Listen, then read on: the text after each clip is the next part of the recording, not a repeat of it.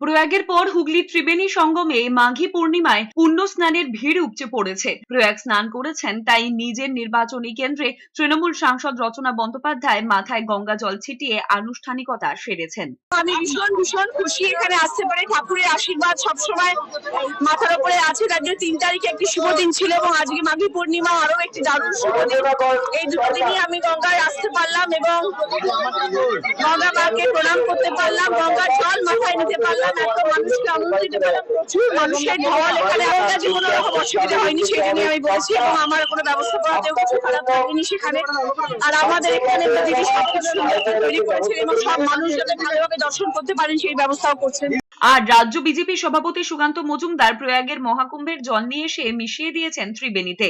প্রয়াগের পর এখানেও স্নান সেরেছেন সুকান্ত মজুমদার। মহাকুম্ভে গেরুয়া শাড়ির পর উল্লেখযোগ্যভাবে বুধবার রচনা বন্দ্যোপাধ্যায়ের পরনে ছিল সবুজ রঙের শাড়ি।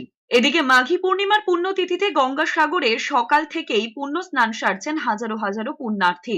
প্রয়াগরাজের মহাকুম্ভে অগ্নিকাণ্ডের কথা মাথায় রেখে পুণ্যার্থীদের জন্য আঁটোসাঁটো নিরাপত্তা ব্যবস্থা রয়েছে সাগরে।